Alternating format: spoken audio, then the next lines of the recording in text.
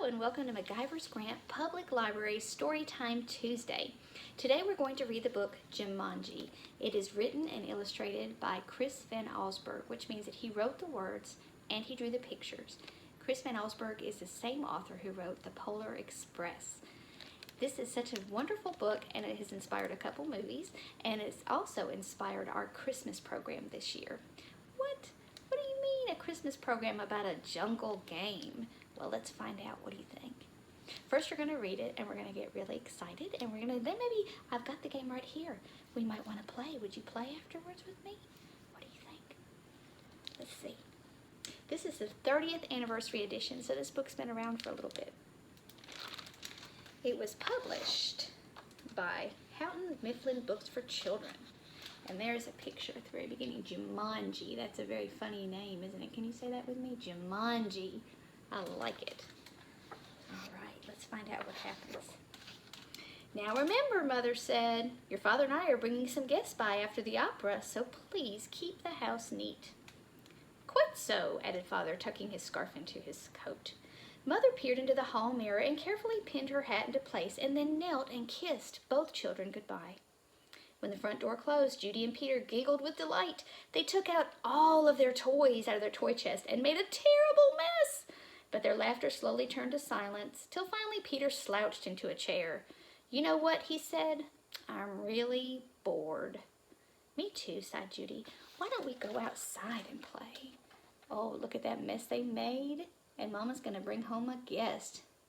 Have you ever made a mess when your mama said keep the house neat? I have. Yeah. Peter agreed, so they set off across the street to the park. It was cold for November. The children could see their breath like steam. They rolled in the leaves, and when Judy tried to stuff some leaves down Peter's sweater, he jumped up and ran behind a tree. When his sister caught up with him, he was kneeling at the foot of the tree, looking at a long, thin box. What's that? Judy asked. It's a game, said Peter, handing her the box. Jumanji, Judy read from the box, a jungle adventure game. Look, said Peter, pointing to a note taped on the bottom of the box. In childlike handwriting were the words, free game, fun for some, but not for all. P.S. Read the instructions carefully. Want to take it home? Judy asked. Not really, said Peter. I'm sure somebody left it here because it's so boring. Oh, come on, protested Judy. Let's give it a try. Race you home. And with that, she ran off with Peter at her heels. And they're leaving the park. And can you see them running? And I see a box under Judy's arm. Looks maybe like that box right there. What do you think? Did you play a game you found in the park? At home, the children spread the game out on a card table. It looked very much like the games they already had. There was a board that unfolded, revealing a path of colored squares. The squares had messages on them. The path started in the deepest jungle and ended up in Jumanji, a city of golden buildings and towers. Peter began to shake the dice and play with the other pieces that were in the box. Put those down and listen, said Judy. I'm going to read the instructions. Jumanji, a young people's jungle adventure, especially designed for the bored and the restless. A. Player selects a piece and places it in the deepest jungle. B. Player rolls the dice and moves the piece along the path through the dangers of the jungle. C. First player to reach Jumanji and yell the city's name aloud is the winner. Is that all? Asked Peter, sounding disappointed. No, said Judy. There's one more thing, and this is in capital letters.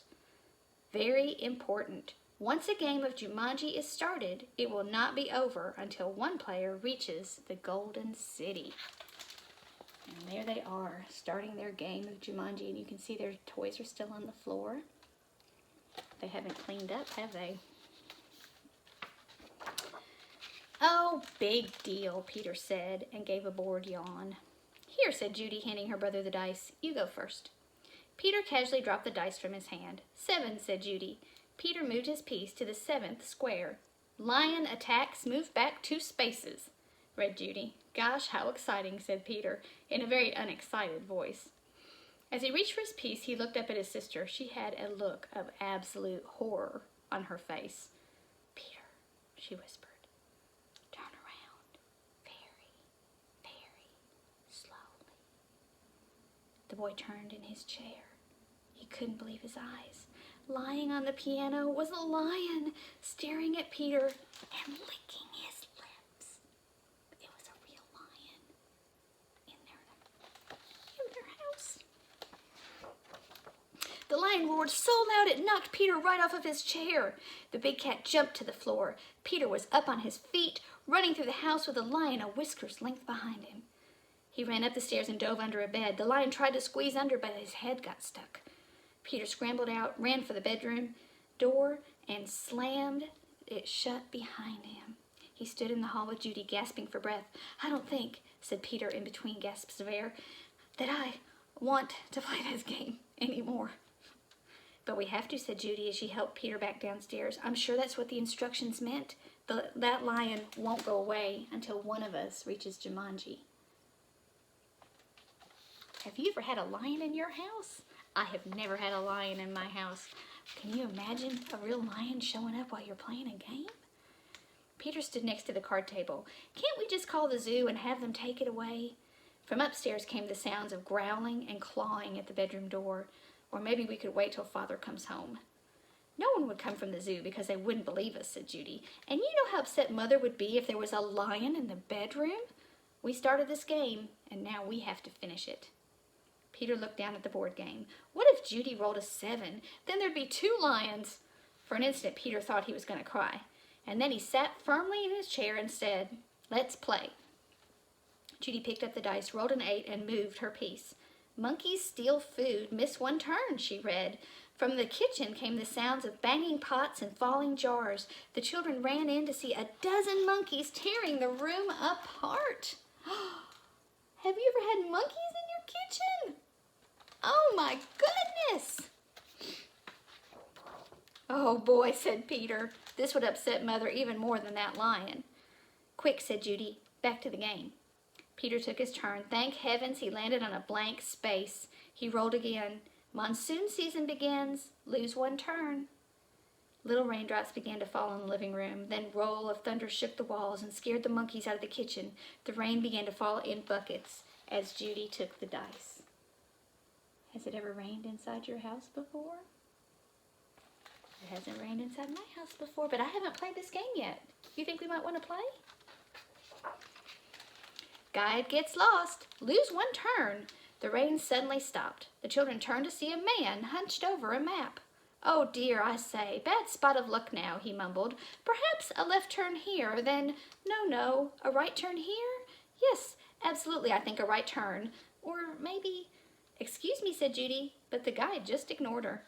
"Around here then, over. No, over here and around this. Yes, good, but then, Judy shrugged her shoulders and handed the dice to Peter. There he is. You see him sitting in their dollhouse because they still haven't picked up their mess. But I think they have more important things to work out before they do that. 4, 5, 6, he counted. Bitten by a tsetse fly. Contract sleeping sickness. Lose 1 turn. Judy heard a faint buzzing noise and watched a small insect land on Peter's nose. Peter lifted his hand to brush the bug away, but then stopped, gave a tremendous yawn, and fell sound asleep, his head on the table. Peter, wake up!" cried Judy, but it was no use. She grabbed the dice and moved it to a blank.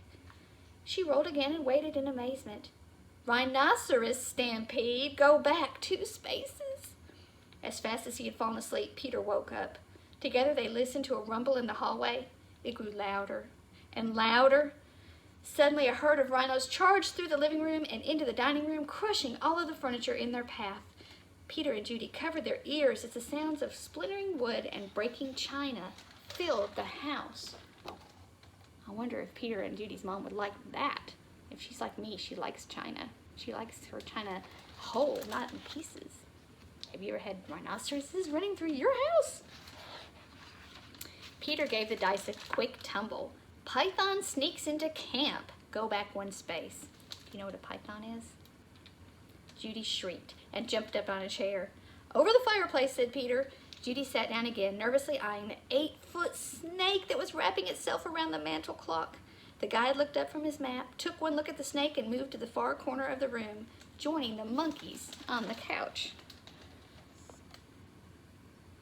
Look at that snake around the clock. Oh my goodness, I would not like to see a snake around the clock. Judy took her turn and landed on a blank space. Her brother took the dice and rolled a 3. "Oh no," he moaned. "Volcano erupts. Go back 3 spaces." The room became warm and started to shake a little. Molten lava poured from the fireplace opening. It hit the water on the floor and the room filled with steam. Judy rolled the dice and moved ahead. "Discover shortcut. Roll again." "Oh dear," she cried. Judy saw the snake unwrapping himself from the clock. "If you roll a 12, you can get out of the jungle," said Peter. "Oh, please, please," said Judy as she took the dice. The snake was wriggling its way to the floor. She dropped the dice from her hand. 1 6. And then another. Judy grabbed her piece and slammed it to the board. "Jumanji!" she yelled as loud as she could. Can you look at all the steam? Can you yell Jumanji with me? Let's do it. 1 2 3. Jumanji! Let's get out of the Jumanji game. Oh no! Do you think it'll work? The steam in the room became thicker and thicker. Judy could not even see Peter across the table. And then, as if all the doors and windows had been opened, a cool breeze cleared the steam from the room. Everything was just as it had been before the game. No monkeys, no guide, no water, no broken furniture, no snake, no lion roaring upstairs, no rhinos. Without saying a word to each other, Judy and Peter threw the game into its box. They bolted out the door, ran across the street to the park, and dropped the game back under the tree. Back home, they quickly put away all their toys. Both children were too excited to sit quietly, so Peter took out a picture puzzle, and as they fit the pieces together, their excitement slowly turned to relief, and then exhaustion.